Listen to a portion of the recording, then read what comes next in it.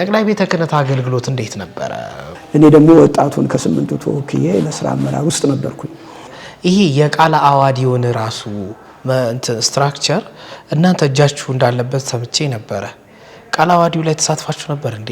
በማዘጋጀት ላይ ክረምት ዝግ ነው ዘመናዊ ትምህርት ቤቱ። እዛ ከገጠር እያመጣን ለምን አናስተምርም? እነዚህ የሚሰለጥኑ ደግሞ ሄደው ህብረተሰቡን በቋንቋ ለምን አያስተምሩም የሚል በ1990 ዓመተ ምህረት ሐሳቡ ተነሳ። ጥሩ አፍርተናል ብላችሁ ታስባላችሁ? እንግዲህ ድሮ ዩኒቨርሲቲ ነበር መሰራው። መምህር ደቅሲዮስ በዚሁ እርግጥ ወደ ስራው ገባን እንጂ ፍራቻ በቃ እፈራዋለሁ፣ ይሄንን በምድር ላይ ስኖር በቃ ይሄን እፈራለሁ የምትለው ነገር ምንድነው? በወንዶችና በሴቶች አባላት መካከል ችግር ተፈጥሮ ነበር። ወንዶቹ ሴቶችን ደብድበዋቸው በዛ ምክንያት ተዘግቶ ነበር። ማህበሩ ሰንበት እኛን ከልክለውን ነበር እንዳንመጣ። ቤተ ክርስቲያን ባሕረ ጥበባት፣ ቤተ ክርስቲያን ባሕረ ጥበባት። ሰላም ጤና ይስጥልን ክቡራን ተመልካቾቻችን እንደምን ከርማችኋል? ይህ ባሕረ ጥበባት ቴሌቪዥን ነው። ባሕረ ጥበባት ቴሌቪዥን በዋሽንግተን ዲሲና አካባቢው የጽርሐ ጽዮን መንፈስ ቅዱስ ቤተክርስቲያንና የምዕራፈ ቅዱሳን ቅድስት አርሴማ ገዳም እየዘጋጀ የሚቀርብላችሁ ልዩ መርሃ ግብራችን ነው። በዛሬው መርሃ ግብራችን ለየት ያለ እንግዳ ይዤላችሁ መጥቻለሁ። ብዙ ጊዜ በሚዲያ አይተነው አናውቅም። ተደብቆ ግን በርከት ያሉ አገልግሎቶችን ፈጽሟል። እኔ አንተ ብዬ ጠራዋለሁኝ መምህሬ ስለነበረ አንቱታን ግን ያተረፈ ትልቅ አገልጋይና መምህር ነው። ከሱ ጋር አብረን ቆይታ እናደርጋለን። እንግዳዬ ራሱን በደንብ አድርጎ ያስተዋውቃችኋል። እኔ በመሃል እየገባሁኝ እንግዳዬ ማን እንደሆነ፣ ከማን ጋር እንዳገለገለ፣ ምን እንዳገለገለ እነዚህን መሰል ጥያቄዎችን በደንብ ጠይቀዋለሁ። አብራችሁኝ እንድትቆዩ ግብዣዬ ነው የሚሆነው። አብረን ቆይ። መምህር እንኳን ደህና መጣ። እንኳን ደህና ጠበቀ። ምናልባት ያው ላለመደው ሰው አንቱ ለምን አይልም ይሄንን ሁሉ ሽበት ለያዘ ሰው ብለው እንዳይሉ ፈቃድህን ልጠይቅ። እቺም እግዚአብሔርን አንተ እያልን ነው ቅዱሳንን ሁሉ እኮ የአክብሮት የፍቅርም ቢሆንም እንደገና አንተም ማለት የአክብሮት የማቅረብም ጭምር ነውና አንተን እወዳለሁ። እኔ ከልጅነቴም ጀምሮ ደግሞ ስለማውቅህ ብዙ ትምህርትም ደግሞ ስላልተማርከኝ ዛሬ በመከራ ተገኝተሃልና ራስህን ከማስተዋወቅ እንጀምር እስኪ። መምህር ዲያቆን ደቅሲዮስ ሽብሩ ማን ነው? እስቲ እባክህን ንገረን። እንግዲህ ወደ ጥያቄው መልስ ከመግባቴ በፊት እንደው ይህችን ሰዓት የፈቀደልን በእውነት በሕይወታችን ለአንዲት ደቂቃ እንኳን ለሚያደርግልን የቸርነት ስራ የምንከፍለው ምንም ዋጋ የሌለን ያው በሰጠን አንደበት በሰጠን ዕውቀት ነውና የምናመሰግነው። በእውነት ቅድሚያ ምስጋና ለልዑል እግዚአብሔር ማቅረብ እፈልጋለሁ።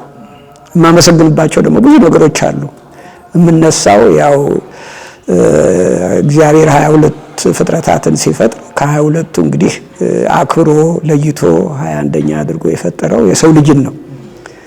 እንዳውም በዚህ በመጽሐፍ አክሲማሮስ መላእክትን ከፈጠረ በኋላ ፀሐይና ጨረቃን ሲፈጥር እግዚአብሔር ለማን ነው የምትፈጥረው ብለው እንደጠየቁትና እሱ ደግሞ በኋላ በዲያብሎስ የተዋትን ያችን ኢየሩሳሌም ሰማያዊት የማወርሰው ለባዕራዬ በምሳሌ ለምፈጥረው ለሰው ልጅ ነው ብሏቸው በነገራቸው ጊዜ እኛ አንተን ማየት አልቻልንም፣ ረቂቅ ነህ የምትታይም አይደለም። ነገር ግን ባዕራያ በአምሳል የተፈጠረውን ሰው አይተን እንደው ባደነቅን እና ባየን አንተን በሱ ባየን ብለው እንዳመሰገኑ ይገልጻል። እና ይሄ ለኛ ትልቅ ጸጋ ነው። ባሪያው በአምሳሩ መፍጠሩ ራሱ የማይገኝ በዋጋ የምንከፍለውም ነገር አይደለም። በመቀጠል ደግሞ እንግዲህ ዓለም ሰፊ ናት፣ ብዙ ክፍለ ዓለማት አሉ እና በዚች ደግሞ ለእናቱ ለቅድስት ድንግል ማርያም፣ ለቅዱስ ጊዮርጊስ፣ ለእነ አቡነ ገብረ መንፈስ ቅዱስ፣ ለሌሎችም ቅዱሳን አስራት አድርጎ በሰጣት በቅድስት ሀገር ኢትዮጵያ ተወልዶ በረከት ማግኘትም ትልቅ ስጦታና ጸጋ ነው፣ የትም አይገኝም። እና ከዚህ ጋር ደግሞ ያው በሀገራችን በኢትዮጵያ መቼም ብዙ አይነት እምነቶች አሉ፣ ባዕድ አምልኮም አለ።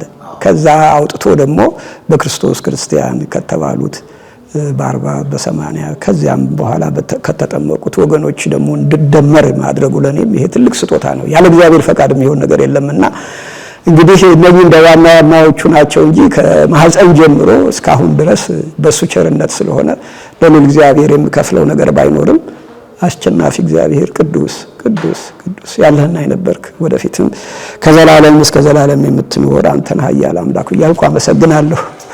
በዚህ ልጀምረው እየዳ በዚህ ጀመር ጥሩ። ስለዚህ አሁን አስተዋውቀን ራስ ይሁን እንግዲህ ራሴን ሳስተዋውቅ ያው እኔ ያው የተወለድኩት በእናቴ በስራ ምክንያት ወደ ድሬዳዋ ሄዳ ድሬዳዋ ነው የተወለድኩት። በእውነት እዛ ነው የተወለድኩት፣ ግን አላደግኩበትም። ገና ሕፃን ሳለሁ ነው ወደ አዲስ አበባ የመጣሁት። አዲስ አበባ ያው ከልጅነት ጀምሮ አድጌበታለሁ። እስካሁን ያው ቡራዩም ያው አዲስ አበባ ነው፣ ብዙ ሩቅ አይደለም። እና ኑሮዬ ረጅሙን ጊዜ ያሳለፍኩት በአዲስ አበባ ነው ማለት ይቻላል። ከዛ በኋላ ደግሞ ልክ የትምህርት ህይወት ነበረ። አዲስ አበባ ላይ ስታድግ የትምህርት ህይወትህም ደግሞ በዛው ልክ ነበር የነበረውና እንዴት ነበረ የአዲስ አበባ እና የትምህርት ሁኔታ?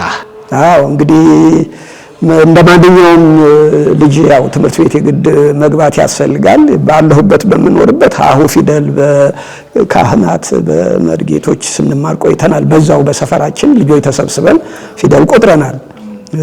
ያው እንግዲህ የልጅነት ጊዜ ስለሆነ ይረሳል እንጂ ከዛ በኋላ ወደ ዘመናዊ ትምህርት ቤት አስፋወሰን ነው አንደኛ ደረጃ አንድ አመት የተማርኩት። አስፋወሰን ማለት የቃል እዚህ ወደ ኮተቤ ነው። እዚህ ወደ ቶታል አካባቢ ያለ አንደኛ ደረጃ ትምህርት ቤት አሁንም አለ መሰለኝ ትምህርት ቤቱ። አንደኛን ክፍል እዛ ነው የተማርኩት። ከዛ በኋላ ሁለተኛ ክፍል ቤት በመቀየር ምክንያት በኖሮም እናቴም ያው አስተማሪ ስለነበረች ስትቀይር ወደ አማህ ደስታ ትምህርት ቤት አማህ ደስታ ከሁለተኛ ጀምሮ እስከ 7ኛ ክፍል ድረስ እስከ 6ኛ ክፍል ድረስ አማህ ደስታ እስከ 8 ነው መሰለኝ ይዛ የነበረው እስከ 8 ድረስ አማህ ደስታ ተምሬያለሁ። ከዛ በኋላ ያው ወደ ከአማህ ደስታ ያለን ደግሞ ወደ ተፈሪ መኮንን ነበር የምንሸጋገረው። ያኔ ተፈሪ መኮንን እንግዲህ ስሞቹ አሁን ተለዋውጠው ሊሆን ይችላል አማህ ደስታ እና ተፈሪ መኮንን እስከ 12 ተምሬያለሁ። እና እዚህ መካከል ላይ እንግዲህ 10ኛ ስንደርስ ያው ለውጥ መጣ በሀገሪቱ ላይ የለውጥ ጊዜ መጣ።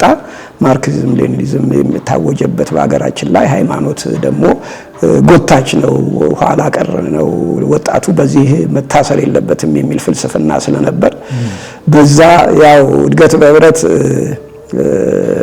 እኔ ከተምሮ ማስተማር ደግሞ ሌሎች አብረን የነበርን መስፍን አሰፋ ወሰንየለህ የምንለው ሶስታችን አንድ ቦታ ነበር የዘመት ነውና ወደ ጋሞ ጎፋ አርባ ምንጭ ውብ ደብረ ፀሐይ ይባላል። ከዚህ እስከ አርባ ምንጭ በአውቶቡስ ሄድን። ከዛ ደግሞ መንገድ ስለሌለ በፕሌን ነበር የወሰዱን እስከ ፈለገ ነዋይ። ከዛ ደግሞ በወታደር ማክ ወደ በጣም ገጠር ወደ ሆነ ቦታ ራቁታቸውን የሚሄዱበት አካባቢ ያለ ነው። ወደዛ ሄድን እና እዛ ያው ይሄ እድገት በህብረት በወጣቱ ላይ ከፍተኛ ለውጥ ያመጣበት ወቅት ነበረ። ማያጨሰው የሚያጭስ ሆነ፣ የማይጠጣው የሚጠጣ ሆነ። በቃ በተለያየ መጥፎ ስነ ምግባር ውስጥ የወደቀበት ጊዜ ነበር። እግዚአብሔር ፈቅዶ ግን እኛ እዚህ ተምሮ ማስተማር ባገኘነው መንፈሳዊ ጥንካሬ ሶስታችንም ስለነበርን ተደጋግፈን እዛ እንግዲህ ጾም የሚባል ነገር አይታሰብም ነበር።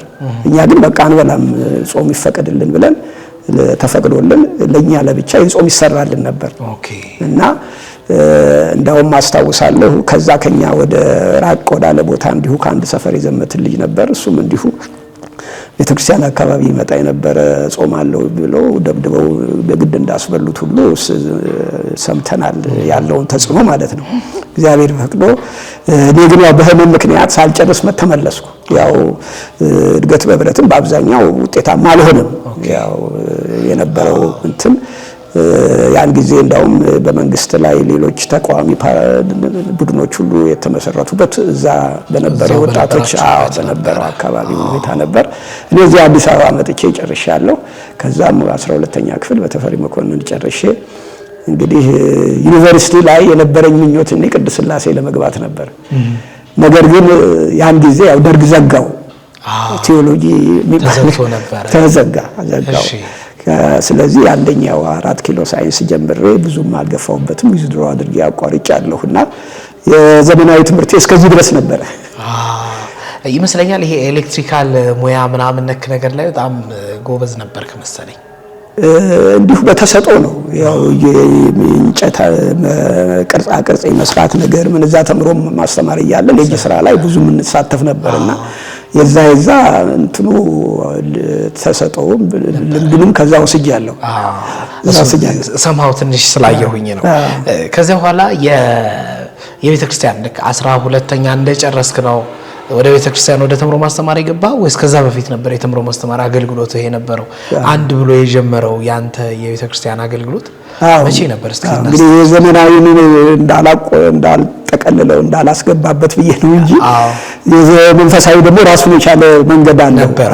ራሱን የቻለ መንገድ አለውና እንግዲህ እኔ ወደ ተምሮ ማስተማር ያመጣኝ ታላቅ ወንድሜ ነው ከእህቴ ጋራ ሰላማዊት ጋራ አመጣን ተምሮ ማስተማር። ያን የህፃናት ክፍል የሚባል ነበር እና በህፃናት ክፍል ያው ተሰብስቦ መዘመር፣ እግር ኳስ ጨዋታ፣ ቴብል ቴኒስ የመሳሰሉ ነገሮች ነበሩ።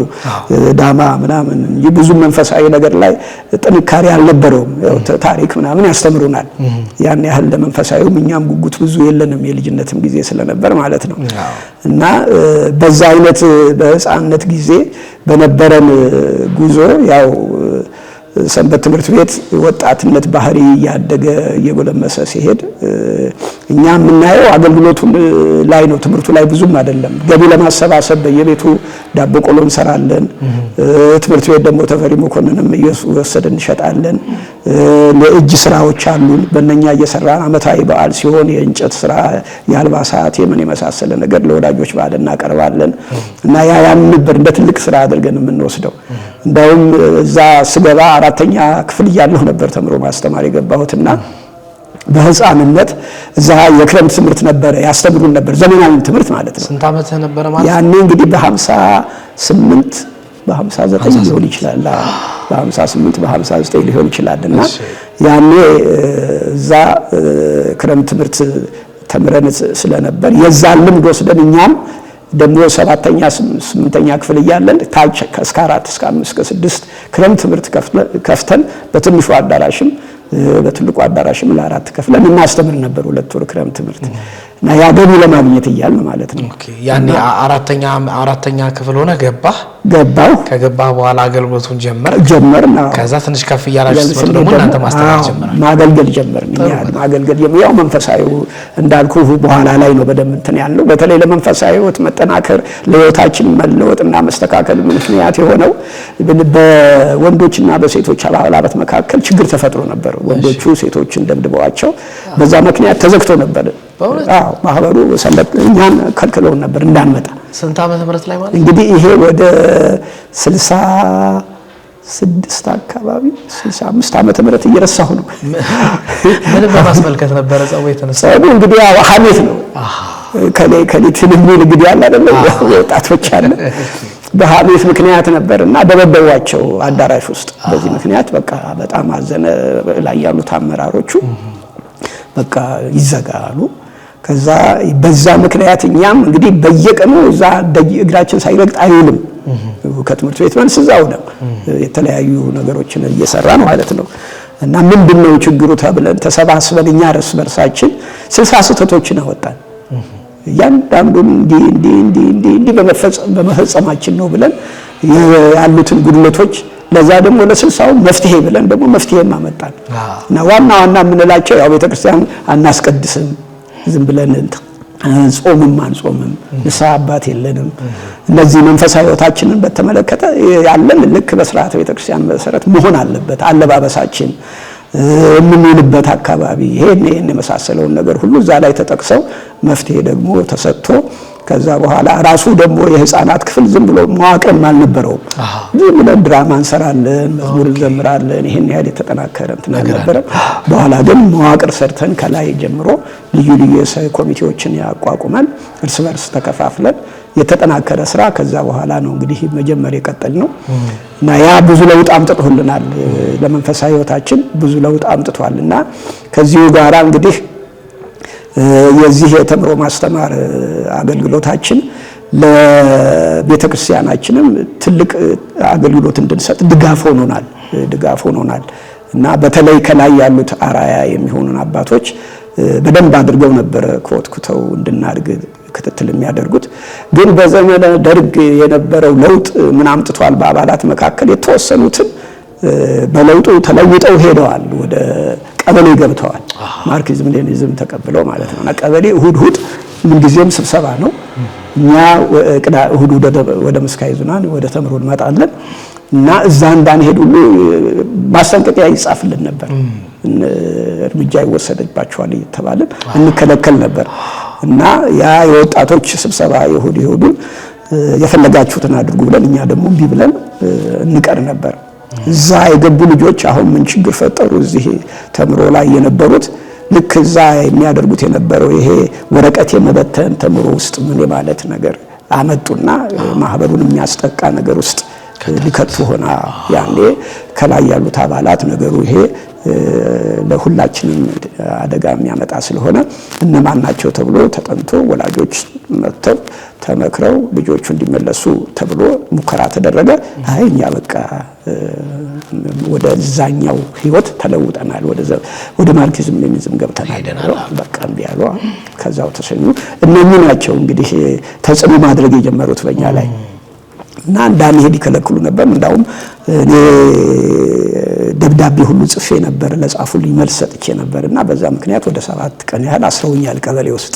አዎ ካልገባ አመፀኛ ነው አይታዘዝም ለአብዮቱ ተብዬ። ምን አይነት ጽሁፍ ነበረ?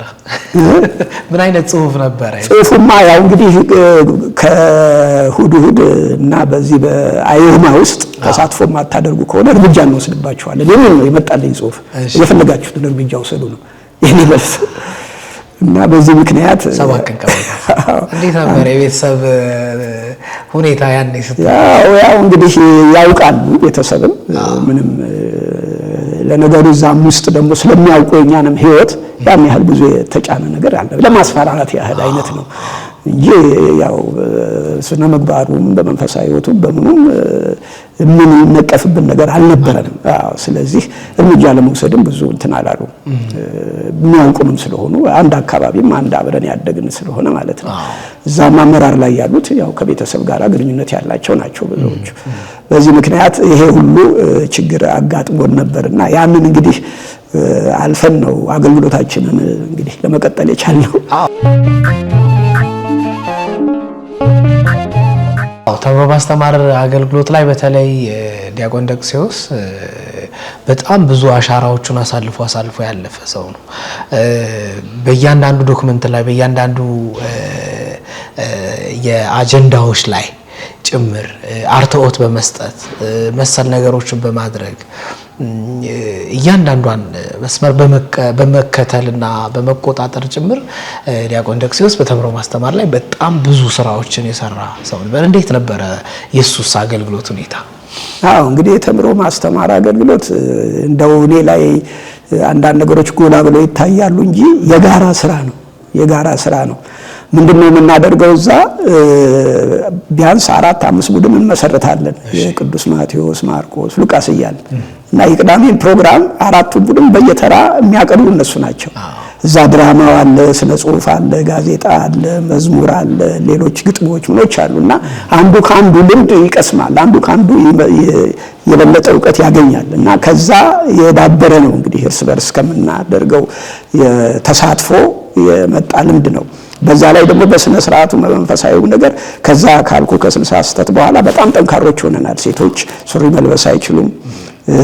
ቀለበት፣ ጆሮ ጌጥ ምናምን ክልክል ነው። ወንዶች ፀጉር ማሳደግ ክልክል ነው። ያንን እንደ ጥብቅ መመሪያ አድርገን እንይዝ ነበር። ማስቀደስ ግዴታ ነው እና ህፃናቱንም ራሳቸውን ፎቅ ላይ ወንዶች ሴቶችን በሴቶች እያደረግን እንዲያስቀድሱ ጊዜ ቁጥጥር ሁሉ እናደርጋለን። እና ያ ቁጥጥር ደግሞ እስከ ወላጅ ድረስ ይደርሳል።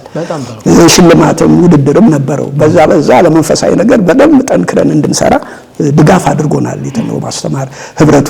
በዚህ በመንፈሳዊም ብቻ አይደለም፣ በትምህርት ቤታችንም እውቀት 9ኛ ክፍል ያለው ከ9ኛ ክፍል 10ኛ ያለው ከ10ኛ 8ኛ ከ8ኛ ጥያቄ በማውጣት በመፈታተን እርስ በርስ በመረዳዳት የመደጋገፍ ሁሉ ነበር እና ያው ልዩ ክፍሎች አሉ። የበጎ አድራጎትም ስራ አለን። ያን ጊዜ ማህበረ በኩርን የሚያጀምረው ያኔ ነው። በየወሩ ያኔ ነው የተጀመረው።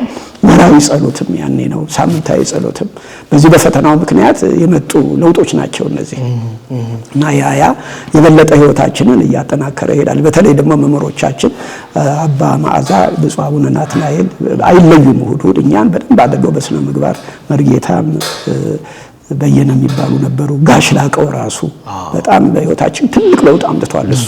ምክንያቱም ያለው ለንስሐ የሚቀሰቅስ ለስጋው ደግሞ የሚያነሳሳ መዝሙራትም ትምህርቶችም ነበሩትና ራሱ ደግሞ አርአያነቱም ራሱ ህይወቱ ራሱ አርአያነቱ ለኛ መንፈሳዊ ህይወት ትልቅ ለውጥ አምጥቷል። መላከ ሰላም ታየም እንግዲህ ከልጅነት ጀምሮ ኮትኩቶ ካሳደጉና አባቶች መካከል ነው። እንግዲህ በእነኚህ ሁሉ ነቀሲስ ታደሰ መንግስቱ፣ የእናቶ ተስፋዬ ሙሉሸዋ ምን ዘርዝሬን ጨርሳቸው አይደሉም።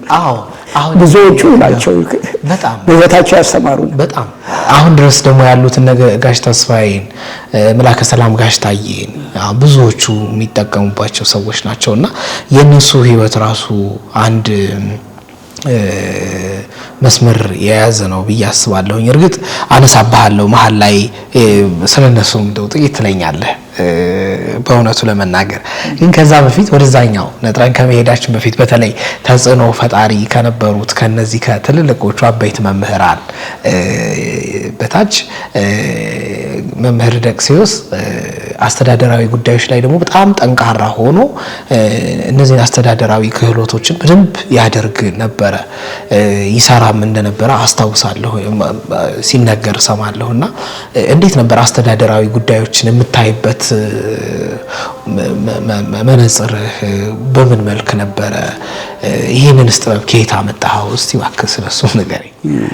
ያው እንግዲህ መቼም ከቅዱሳት መጻሕፍት ባንማራቸው ነገሮች የሉም። አሁን የሙሴን ታሪክ ስንመለከት ያንን ህዝብ ሲመራ አስተዳደሩ በጣም ከባድ ነበር። ነገር ግን ኢትዮጵያዊ ነው። እንዲህ እኮ ሁሉንም መርተህ አትችልም። በ50 አለቃ አድርገህ ብታስተዳድር ከነሱ የባሰው ወደ አንተ ይመጣልና ይሄን ይቀላሃል የሚል ይሄ የአስተዳደር ሲስተም እሱ ትልቅ ትምህርት ሆኖናል ለኛ።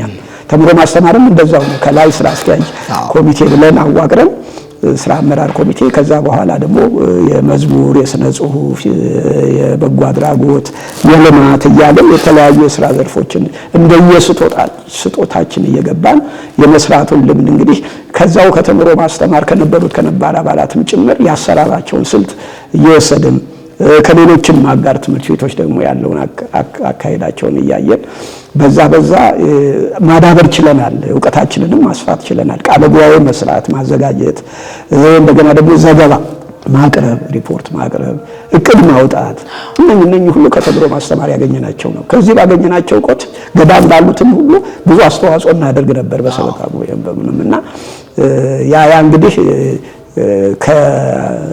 እንዳልኩ ከዚህ ከተምሮ ማስተማር አብሮ በመሳተፍ ያገኘናቸው ዕውቀቶች ናቸው እና ብዙ ጠቅመውናል ደግሞ።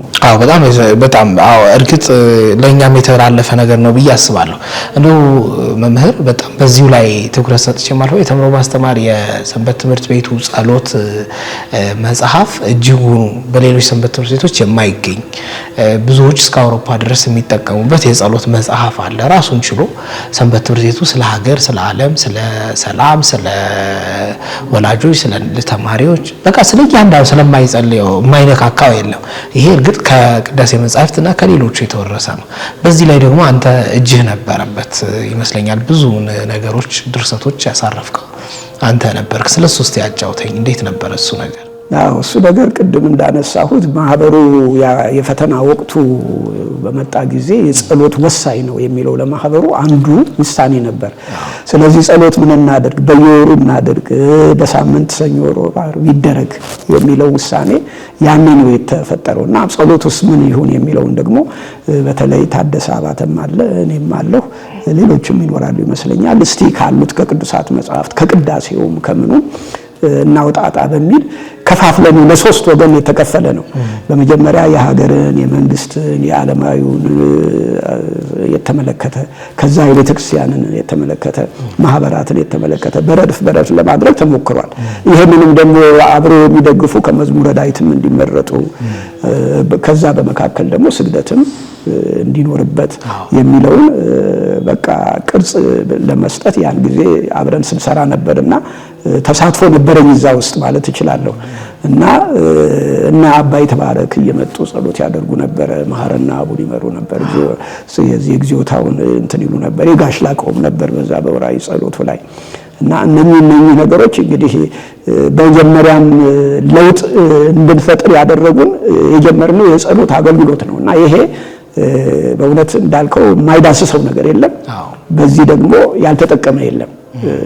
አሁን ድረስ ጊዜ ቢኖርና እንትን ቢል ሁሉ ቀንም ብንከታተለው ብንጠቀምበት የምንታነጽበት ህይወታችን የሚስተካከልበት ጸሎት ነው። በጣም ምን ይሰማሃል አንተ አሁን ትመጣለህ ጸሎት ላይ ተሳተፋለህና አይሃለው ልጅ ሆነን ከልጅነት ጀምሮና አንተ የደረስከውን ድርሰት የጸሎቱን እንዲውጣጣ አንተ የሰራኸውን ጸሎት ስትጸልየው ምን ይሰማሃል? እኔ ያን ሰዓትም ማየው የራሴን በጸሎት ሰዓት እንዳይል የሚቀድመው ምንድነው የራሴን ህይወት ነው ከጸሎቱ ማየው። በተለይ ይሄ የምንጸልየው በመጽሐፏ የምትሰጡን ማለት የጸሎት መጽሐፉ ነው። የጸሎት መጽሐፏ ይነሳዋ እሷ በቃ የራሴን እንዳስተውል ራሴን እንድመረምር ነው የምታደርግና ያንን ነው እኔማ እንትን የምለው። እንደውም የመዘጋጀት ምናምን ብዙ አይወጣልኝም። ዞሮ ግን እግዚአብሔር ነው በሳራ የሚያደርግ ለዛ ስራ እግዚአብሔር ምክንያት አድርጎናል እና እየተጠቀምንበትም ነው። በዚህ እግዚአብሔርን አመሰግናለሁ። የመጀመሪያው አስተዳደር ጉባኤ ስትገባ ስንት ዓመትህ ነበረ? ወደ ስራ አስፈጻሚነት ገብተህ አገልግሎት ላይ ስንት እድሜ ስንት ነበር? እንግዲህ በሰባዎቹ ነው እነኚህ ነገሮች የሆኑት በሰባዎቹ ነው። አሁን 69 ነኝ። እስቲ ስትቀንሰው እዛ ስለዚህ በጣም በልጅነት ነበር በሰባዎቹ ነው። ያን ጊዜ በመጀመሪያ በመዝሙር ክፍልም በኮሚቴ ደረጃ ነው። ቀጥሎ በስነ ስርዓት ክፍል ረጅም ጊዜ፣ በህፃናት ረጅም ጊዜ ሰርቻለሁ እነዚህን። ከዛ በኋላ ነው ወደ ስራ አመራር ደግሞ ስራ አስኪያጅ ላይ ከዛ ደግሞ ወደ ሰበካ ጉባኤ እያልን እድገት ያው ስለ ጋሽ ላቀው በዚህ ላንሳብህ። ጋሽ ላቀው አርፏልና ብዙዎች ጋሽ ላቀው ማን ነው ብለው ይጠይቃሉ። በተምሮ ማስተማር ሰንበት ትምህርት ቤት የነበረ በተለይ እስከ ብቃት ደረጃ ደረሰ ብለን የምንናገርለት ሰው ነው ጋሽ ላቀው እኛና እስቲ ስለሱ ንገረኝ። ጋሽ ላቀው ምን አይነት ሰው ነበረ?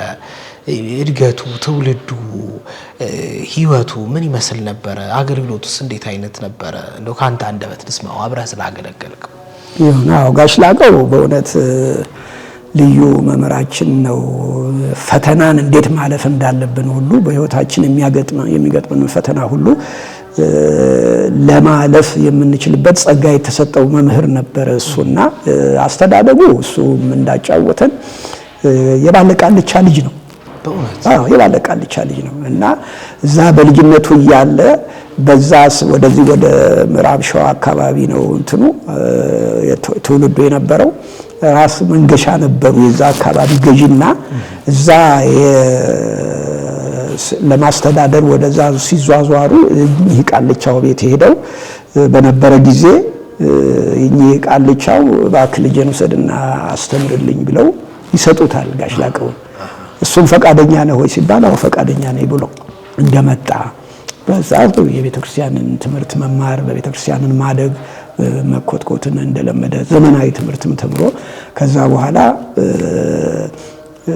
ሎተሪ ደርሶት ኢየሩሳሌም እንደሄደ እና ስራ ሙሉ ጀምሮ ነበር። ዘመናዊ ትምህርቱን አርክቴክት ነገር ይመስለኛል እንትን ያለው እና ኢየሩሳሌም ሲሄድ እዛ በአንድ ዓመት ለገዳሙም እያገለገለ እየጾመ እየጸለየ መጨረሻ ላይ እግዚአብሔር ጥሪ እንደደረሰው የንስሐ ጥሪ ጩኸትን እየዞረ እንዲያስተምር እንደታዘዘ ከዛ ወደ ሀገር ተመልሶ እንግዲህ ያልሄደበት ክፍለ ሀገር ገጠር የለም እየዞረ ንስሐ ግቡ እያለ የንስሐ ጥሪ ጩኸት ነበር የሚያሰማው።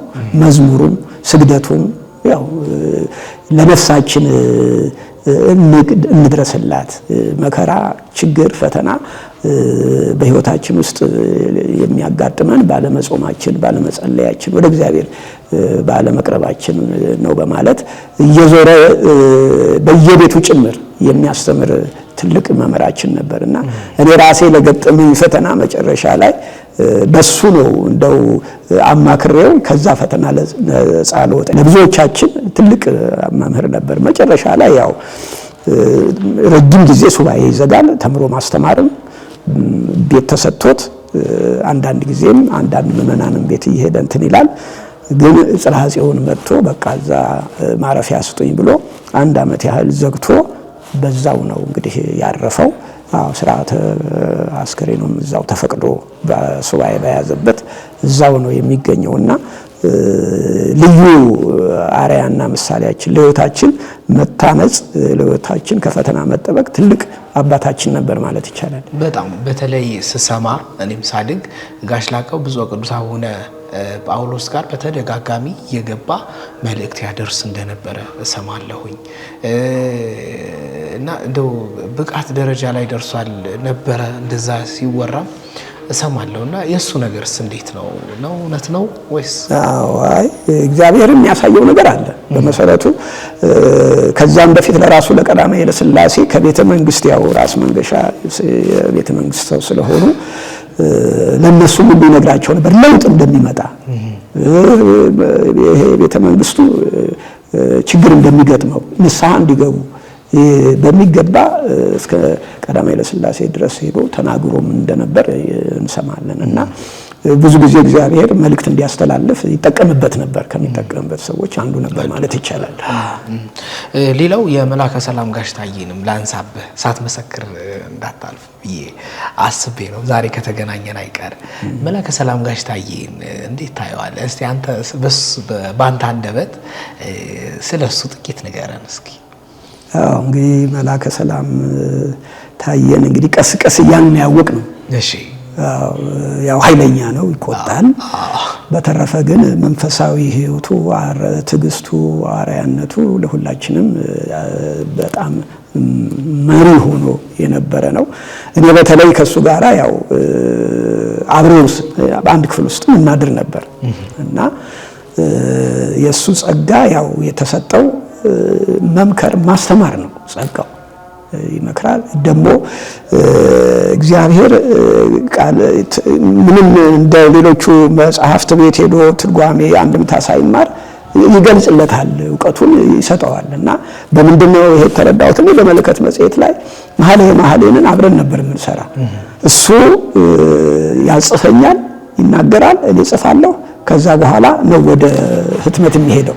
እሱ እየነገረኝ እኔ ቶሎ ቶሎ ጽፋለሁ እና ልክ ከትርጓሜው ከአንድምታው ለየት ያለ ነበር የሱ የትርጉም አካሄዱና በዚህ ጸጋው የሱም የማስተማር ነው። በተረፈ ደግሞ በደርግ ዘመነ መንግስት ያው ፊት ለፊት የመጣው ይምጣ ብሎ ህይወቱን አሳልፎ እስከ መስጠት ድረስ ለእግዚአብሔር መንግስት ስለ ሃይማኖቱ በመመስከር ያው የታወቀ ነው። እሱ ታስሯልም የተለያየ ችግርም አጋጥሞታል። ግን ያን ሁሉ አልፎ አሁን ይኸው ለኛ መካሪ አባት ሆኖ ያለሱ ነው።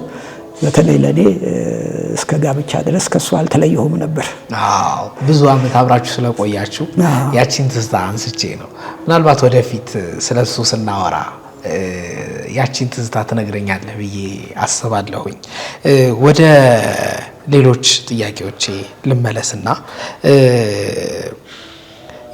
በጣም በተምሮ ማስተማር የልጅነት ጊዜህም በአገልግሎት ነው የጨረስከውና በዚህም ደግሞ ለራስህ የሥራ ጊዜም የምንም ጊዜም አትሰጠውም ነበርና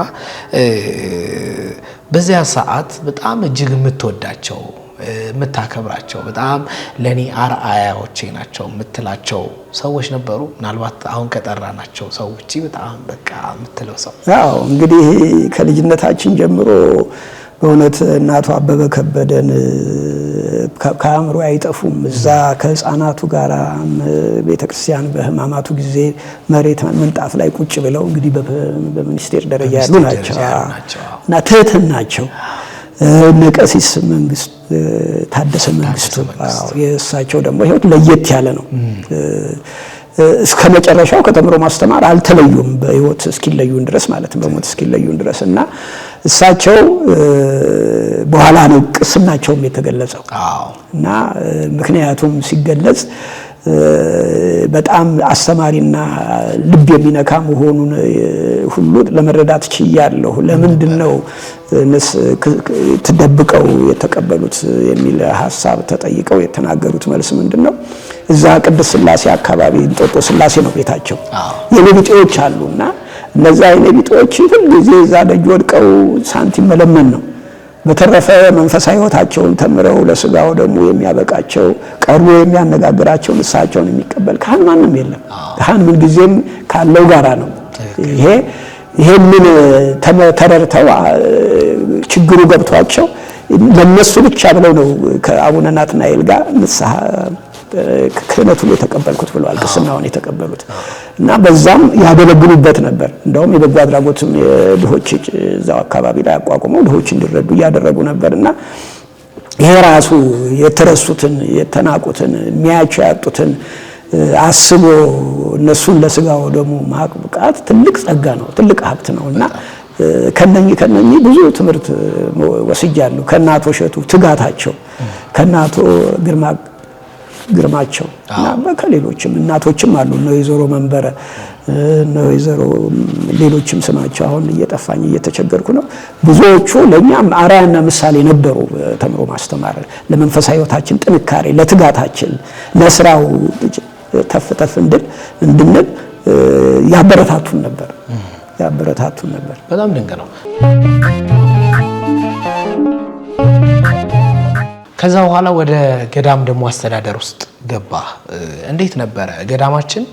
የኛ ገዳም በሚተዳደረው በቦርድ ነው። ያኔ በምን እንደሆነ አላውቅም፣ እርግጥ እሱን ትነግረኛለህ። ብቻ ግን በጃንሆይ ልዩ ፈቃድ የተቋቋመ ገዳም ስለነበረ በእሳቸው ነበረ ብዙ ጊዜ ትእዛዝም ምንም የሚተላለፍለት የነበረውና እንዴት ነበር? እስቲ ወደዛስ የገባህበት ነገር አስታውስ። እንግዲህ ወደ ገዳም ለመግባት የተምሮ ማስተማር ነው መነሻው።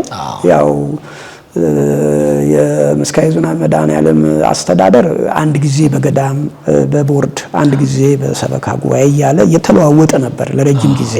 በተለይ በሰበካ ጉባኤም ተመርቷልና ያኔ ከተምሮ ማስተማር ወጣቶችን በመወከል ሰበካ ጉባኤ ውስጥ ያው ወጣት ተወካይ ስለሚኖር በተምሮ ነው ወክዬ እዛ አሳተፍ ነበር፣ በሰበካ አስተዳደር ጉባኤ ውስጥ ማለት ነው።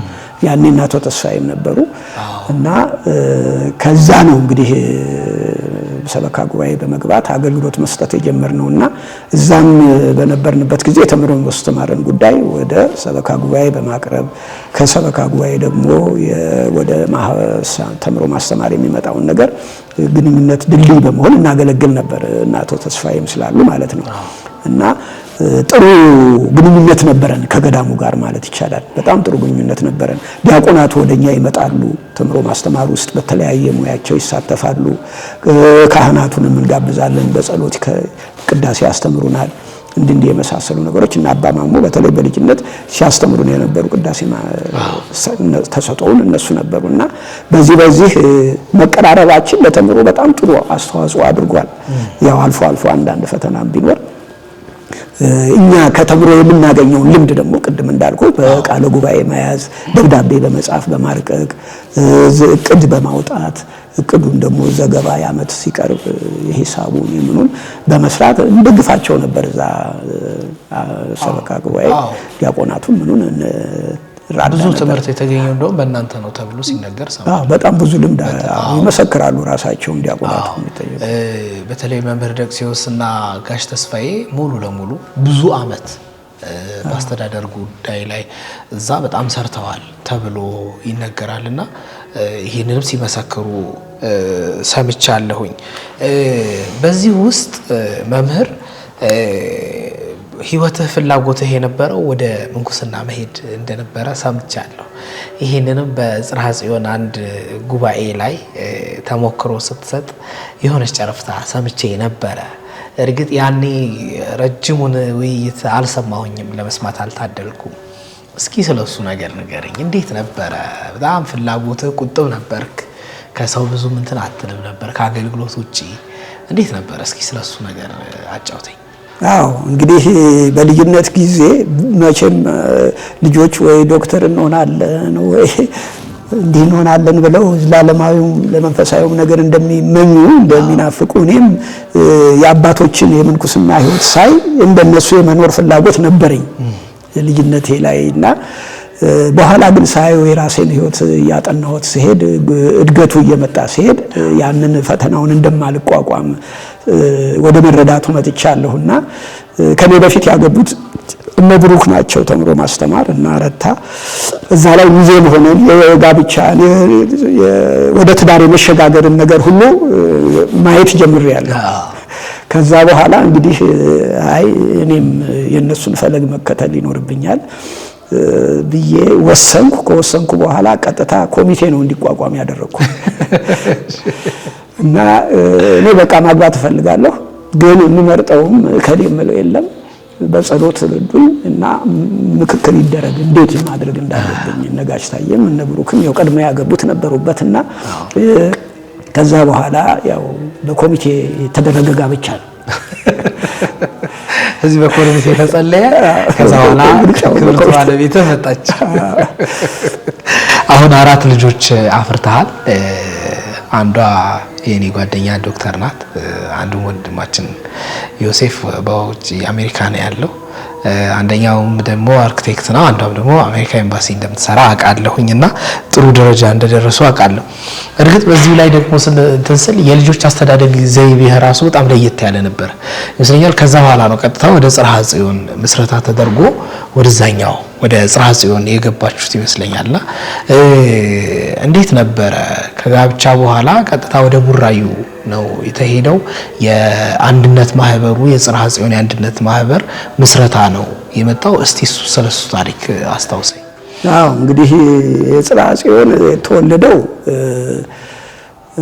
በ66 በ67 ሰንበት ትምህርት ቤቶች አዲስ አበባ ያሉ አጠቃላይ ጉባኤ ለማቋቋም እንቅስቃሴ ላይ ነበሩ።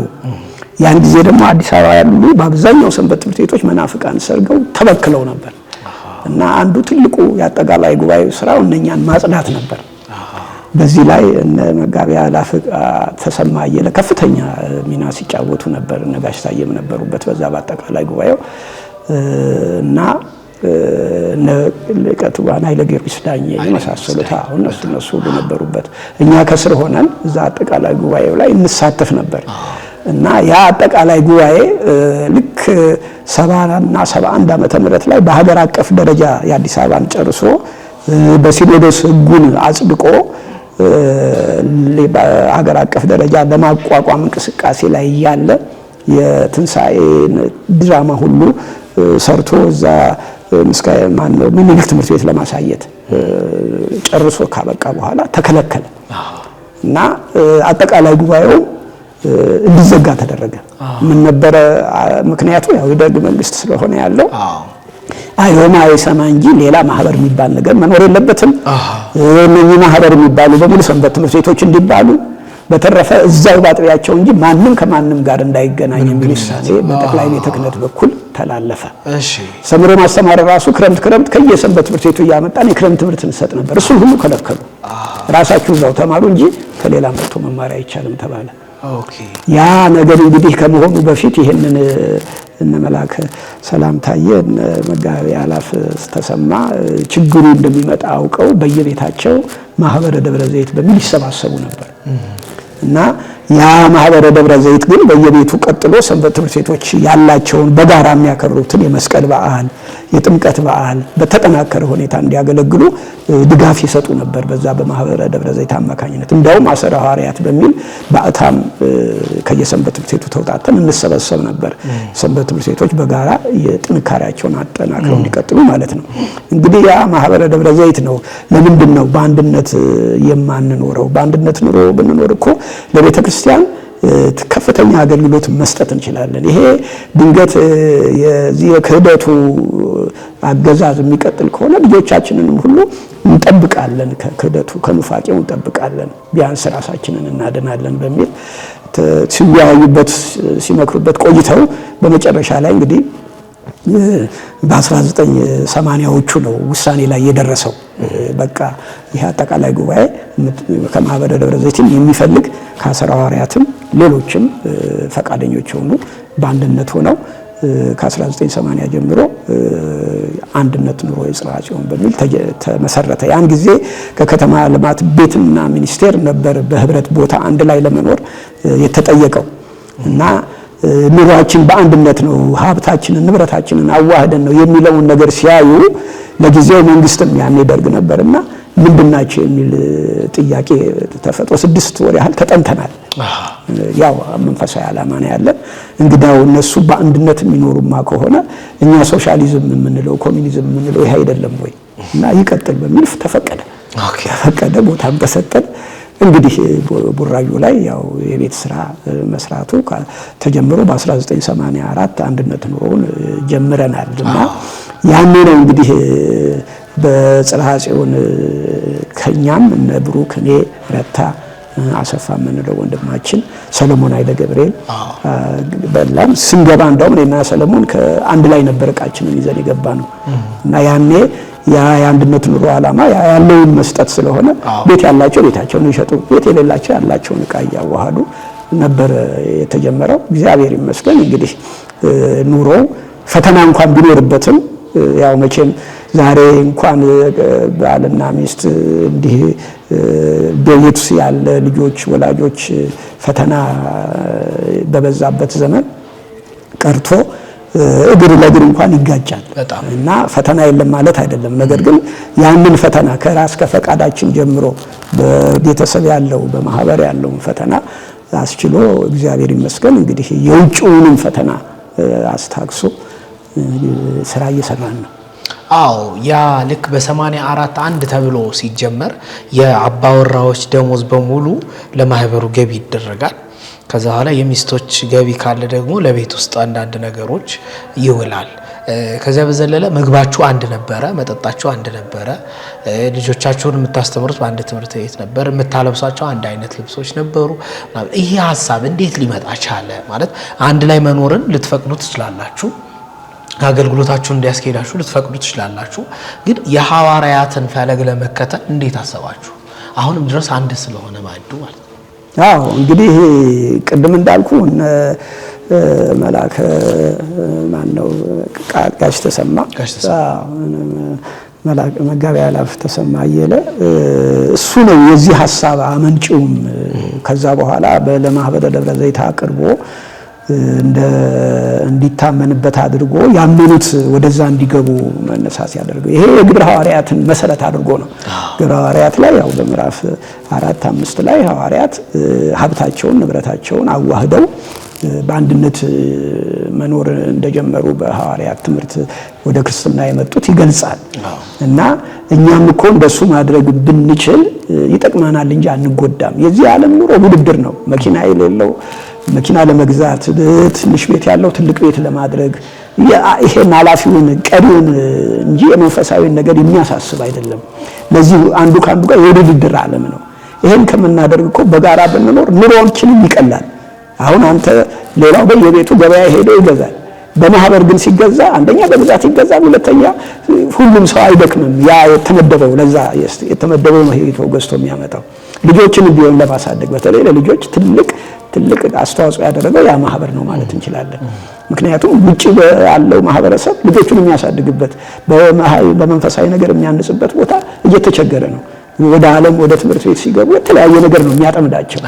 ይሄ ግን አንድ ቦታ ሆኖ መንፈሳዊ ነገር ከኛ እያዩ ውጭ እንዲሄዱ ተጽዕኖ ያደርግባቸው ብዙ ይጠብቃቸዋል። እዛ ግን ቢሆን ራሱ እርስ በርስ እየተጫወቱ አንዱ ከአንዱ ትምህርት እየወሰደ በየቤቱ ቢሆን 2-3 ቤተሰብ አይገናኝም። ዛሬ ዝግ ነው ሁሉም በየቤቱ። ያ ግን ልጅ ሁሉ እርስ በርሱ ይገናኛል። ወንዱም ሴቱም ትልቁም ትንሹም ወጣቱም እርስ በርሱ ልምድ ይወስዳልና አንድነት ኑሮ መሰለ ነገር የለም ለቻለው አሁንም ቢሆን። ችግሩ ግን ፈተናም አለው። ያንን መወሰን መቁረጥ ይፈልጋል። በጣም መቁረጥ ይፈልጋል። ግን ያው ፈቃደ ስጋ ደግሞ ስላለ ያንን የዓላማውን ለማስተው ደግሞ ይታገላል። ይሄ አለ እንጂ በእውነት ትልቅ ለስጋዊ ኑሮ ለመንፈሳዊ ኑሮ እንደ አንድነት ኑሮ የሚመች ነገር የለም። ለክ ጽርሐ ጽዮን ከተመሰረተ በኋላ እርግጥ የመጀመሪያዎቹ ቤቶች ነበሩ። ከዛ አንተ ባለ ትዳር ነበርክ። ትዳርህን ይዘህ ነበር ወደ ጽርሐ ጽዮን አንድነት የተቀላቀልከው። ሌሎችም ባለ ትዳሮች ከዛ በኋላ እያገቡ እየበዙ ነው የመጡት። እንደዛ ሲሆን ደግሞ ፈተናዎች እየበዙ የሚመጡ ይመስለኛል እና ይወጡም ያሉ ይመስለኛል። አንተ ግን ተቋቁመህ ቆይተሃልና ልውጣ ያልክበት ጊዜ አልነበረም? አዎ። አይ ምንድነው በጣም የሚከብደን እኛ እዛ ስንኖር ቃል ገብተን እንኖራለን ብለን አስበን ተነስተን የሄድበትን ዓላማ ሳንፈጽመው ስንቀር ያ ፈተና ይሆናል። ያን ደግሞ እንዳንፈጽም የሚያደርገን አንደኛ የራሳችን ስጋችን ነው። የስጋ ፈቃዳችን ያንን እንዳናሸንፍ ለዛ ለገባነው ቃል እንዳናከብር ይታገለናል። በዛ ምክንያት እንዳውም እኔ እንደ መኖር እንደሚገባኝ ቃል እንደገባሁት የማንኖር ከሆነ ለምን እዚህ ጊዜን አባክናለሁ፣ ለሌላው ስለምን እንቅፋት ሆናለሁ በሚል ብዙ ጊዜ ከራሴ ጋር ታከየ ለመውጣት ሁሉ ወስኜ፣ ነገር ግን እግዚአብሔር አልፈቀደምና ፈተናው እስከዚህ ድረስ ነው። ልውጣ ያሰኛል ማለት ነው። በጣም በተለያየ ሁኔታ ልውጣ ያሰኛል። ግን የማህበር ኑሮ ጥቅሙ ምንድነው? ጸሎቱ፣ የህብረት ጸሎቱ ራሱ አንድ ኃይል ነው። ይደግፋል። ያንን ነገር ቢመጣም ይከላከልልሃል ማለት ነው። ጸሎቱ ራሱ ይከላከላል። እና እዛ እየኖርን እንግዲህ የተራምንበት ጊዜ የለም። እግዚአብሔር ይመስገን። በረከት አለው ራሱ የማህበር ኑሮ ሲሆን በረከት አለው፣ ጤንነትም አለው። ከዓላማው ስንወጣ ብቻ ነው ትንሽ የምንጎነተለው። አዎ። በተለይ አሁን ቤተክርስቲያን ከተሰራ በኋላ ቤተክርስቲያኑ ከፍ እያለ ሲመጣ፣ አስተዳደር ሲኖረው፣ ቤተክርስቲያኑ ራሱን ችሎ ሰበካ ጉባኤ ሲኖረው ምናምን እንዲህ ያሉ ፈተናዎች ደግሞ እንደመጡ ሰምተናል እናውቃለንና እነሱንም እንደተወጣችኋቸው እናምናለን። ምናልባት የጽርሐ ጽዮንን የአንድነት ኑሮ ሲታሰብ ብዙዎቹ የሚያስታውሱት ጽርሐ ጽዮንን ልዩ ልዩ ቋንቋ ተናጋሪዎችን ከተለያዩ ክፍለ ሀገራት እያመጡ ማሰልጠን የሚለው ደግሞ አለ እና እሱ ሐሳብ እንዴት ነው የመጣው? መጀመሪያ እናንተ የሄዳችሁት በህብረት ለመኖር ነበረ። ግን ከዛ በኋላ ምን መጣ? ልዩ ልዩ ካህናቶችን ራሳችሁ ወጪ ይችላችሁ ማሰልጠን ደግሞ ብንችል ብላችሁ አሰባችሁ። እንዴት ነበረ? አዎ፣ የሚቀድመው መለከት ነው። መለከትን እናስቀድም። ይቅርታ በጣም መለከት ከጽርሐ ጽዮን በፊት ነው ወይስ በኋላ ነው? ከጽርሐ ጽዮን እንደገባን የተጀመረ ነው። መለከት የጀመርከው የወለደው ጽርሐ ጽዮን ነው። መለከት የወለደው የተወለደችው በጽርሐ ጽዮን ነው። በእነ መጋቢ አላፍ ተሰማ ሐሳብ አመንጭነት ነው የተጀመረውና መለከት ከመጀመሯ በፊት ግን እኔ የነበረኝ አንድ ምኞት ነበር። እሺ፣ ያ ምኞት ምንድነው? እዚህ ተምሮ ማስተማር ላይ በየዓመቱ ለጥምቀት እንሄዳለን፣ እናከብራለን። ከድሮ ጀምሮ ማለት ነው። አሁንም ድረስ እንሄዳለን። ያኔ የሚበተን ጽሑፍ የማን ነበር? የማህበረ ቅዱስ ማን ነው? መጽሐፍ ቅዱስ ማህበር። መጽሐፍ ቅዱስ ዝም ብሎ ያችኑ ያልታረማቸውን ያልቆረጥ አድርግና እሷኑ ስለ ጥምቀት እያለ ይበትናል እንጂ የቤተ ክርስቲያናችንን አስተምሮ የያዘ አይደለም። በዛ በጣም እቆጭ ነበር።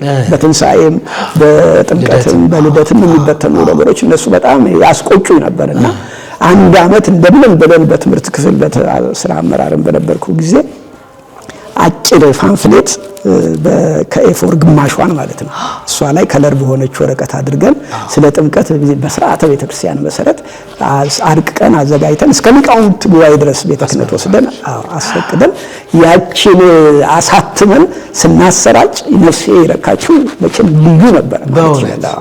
እየሄድን 10 ሳንቲም እንሸጣታለን እንዳይጠላው የሚያሰው እንትን እንዳይለው አክብሮ ቢይዛት ብለን 10 ሳንቲም አቃቂ ድረስ ደግሞ በየዓመቱ እንሄዳለን። ልክ ጥምቀትን አክብረን አቃቂን ደግሞ መድኃኔዓለም እና ጊዮርጊስ እዛ ስላለ እዛ እናከብራለን እና እዛም ወስደን እናሰራጭ ነበር እና ከዛም ጀምሮ እንግዲህ የዚህ ፍላጎቱ ነበረኝ።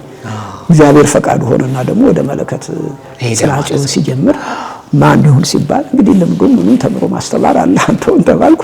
ለስሙ እዛ ላይ ዋና አዘጋጅነት ተቀመጥኩ። ዋና አዘጋጅ ተብሎ ዲያቆን ደቅሶ ሽብሩ የመለከት የብዙ ጊዜ አዘጋጅ በጣም ረጅም ጊዜ ምን ያክል ዓመት አዘጋጀህ ማለት መስሎ እንግዲህ ከ1985 ጀምሮ እስከ 2000 ድረስ ሳልሰራ አልቀረውም ይመስለኛል። ለዛ መጽሔቱ ላይ እስከ 2000 ድረስ ይኖራል ይመስለኛል። በጣም ብዙ ዓመት ሰርተሃል።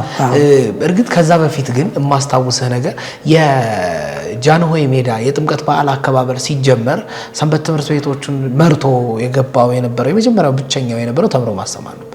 እዛ ላይ ደግሞ የአዳር መርሃ ግብር ታደርጉ ነበረ። ድንኳን ተጥሎ የአንድነት የአጋፔ ይዘጋጅ ነበረ። ከዛ በኋላ ልዩ ልዩ ድራማዎች፣ ስብከቶች፣ ምኖች ለምእመናን ይቀርቡ ነበረ። ይሄ ሐሳብስ እንዴት መጣ? ሁለተኛ ደግሞ የመስቀል መርሃ ግብር ስታዘጋጁ በኤችአይቪ ኤድስ ፕሮግራም ላይ እንትን እየተገፋ ሊፍሌቶች እየተዘጋጁ ወረቀት እየተበተነ እንዲህ ያሉ ሐሳቦችም እርግጥ እየመጡ ነበረ 80ዎቹ ላይ ይመስለኛልና እንዴት ነበር የተጀመረው የጥምቀት በዓል አከባበርስ? ምናልባት ስለሱ ትውስታ ካለ ብትነግረኝ። የጥምቀት በዓል ከኛ በፊት ነው በመሰረቱ። እኛ ያኔ ህፃናት ነን። እነሱ በእናቶ ተስፋዬ በእናቶ ታደሰ ጊዜ የተጀመረ ነው። ያን ጊዜ የነበሩት ትላልቅ አባቶች ጥምቀት ላይ ያለው ጭፈራ ነው፣ ባህላዊ ዘፈን ነው፣ ትምህርት አይሰጥም። ታቦት ገባ በጭፈራው ነው የሚሄደውና ለምንድን ነው ትምህርት የማንሰጠው? በዓሉ እኮ የመንፈሳዊ በዓል ነው፣ የቤተክርስቲያን በዓል ነው፣ ድነት የተገኘበት ልጅነት የተገኘበት ነውና ቢያንስ እዚህ ላይ ለምን ትምህርት አንሰጥም ብለው እነሱ ናቸው የጀመሩና ማማውን አስፈቅደው የፈረሰኛ ማማ እዛው አጠገብ ድንኳን እየተተከለ መዝሙር ይቀርባል፣ እንዳልከው ስነ ጽሁፍ ይቀርባል። ግሩም የሆኑ ጽሁፎች ነበሩ።